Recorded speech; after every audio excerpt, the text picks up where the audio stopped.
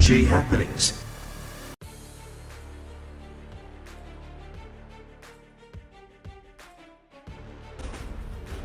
Remember to subscribe to our channel for more stories like this.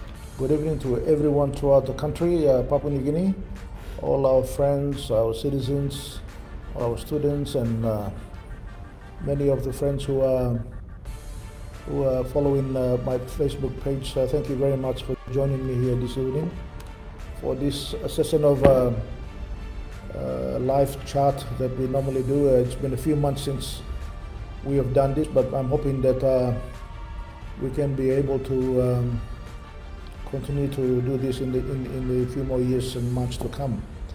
But as many issues are popping up in our country over the past few months, I thought it was necessary for us to have a bit of a discussion on some of the key issues that are facing our country. I also extend a warm welcome to many of our students and our friends who are living overseas right throughout the world, who also have been engaging with me on discussion on our Facebook. Warm welcome to you, and I hope you find some of the issues that we will be talking about will be interesting to you. Today we are going to cover a lot of issues, and we may run out of time, and I know that many of you have sent in your questions. I have summarized those questions to highlight the key issues that you have touched with those questions, and I will try my best to answer as many as possible. But as we are covering issues around the vote of no confidence, the state of the economy, law and order issues, and many others that challenges that our country is facing, our people are facing.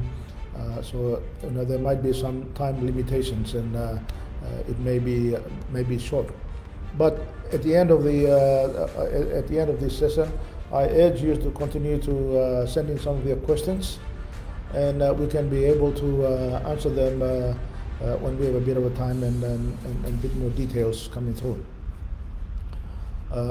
But also I want to commend many of you who have sent in the questions. Very high quality questions, and certainly it is worrying a lot of people in the country, the situation that we are facing as a country today, and those issues have been reflected in the questions that you have posed to me, and I will try my best to answer it. Well, in terms of the cost of living crisis that we have in the country, I want to say this. It is not only caused by inflation. I know that our government is saying inflation is about 5.5, but from our observation and the real challenges and the real issues that we face every time we go shopping, you'll see that prices have doubled or tripled in many of the goods that we are purchasing.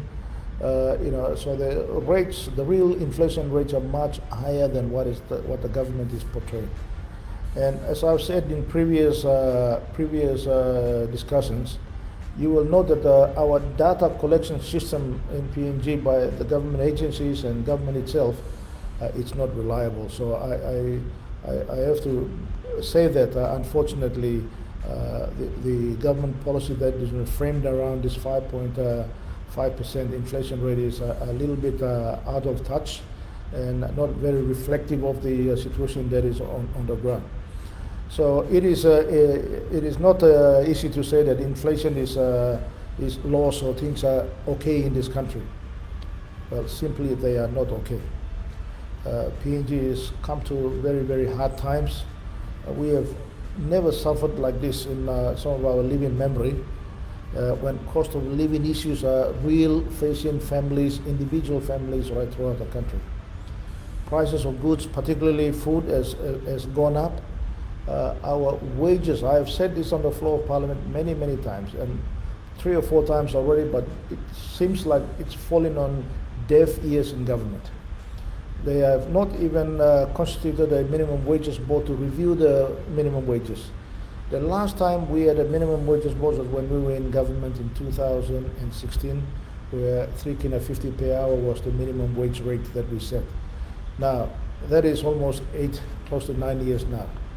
I think it is important, and within that 9 years, prices of goods have gone up, and our families cannot afford to keep up with the pressures of providing food and the necessities for their families. So, it is urgent that this government or any other new government that comes in, priority must be given to the minimum wages board so that we can lift the minimum wages and the pay packets for our people right throughout the country. Inflation is not going to come down, or prices of goods are not going to come down that quickly. So we have to match it by increasing a little bit of wages so that people can afford to have at least 2 or 3 meals a day, and many of their kids are not starving as we see today. I've given this example before. In 2016, the Trukai 10 kg bag was almost 30 kina per bag, 10 kg bag. Today, it's over 65 kina. That is more than 100% increase in prices. Now, somebody earning 3 kina 50 per hour over a fortnight, that means working 2 days, almost 2 days to buy 1 packet of rice in terms of the wages that they are getting. Now, this is not going to, when we have big families, especially our families are not small families, average Papua New Guinean is feeding more than 1 family because of our extended family. So, when we go through packets of rice during the day, I think more and more people are certainly suffering as a result because they can't afford to buy more with the little pay that they are getting. So I think it is important that we find a way to ease the cost of living. Now, many of the issues are related, so we will be talking about how the economy is, performance of the economy is affecting the cost of living crisis that are happening in the country, how it's influencing the issue of inflation. So we will continue to pick up these points as we go along.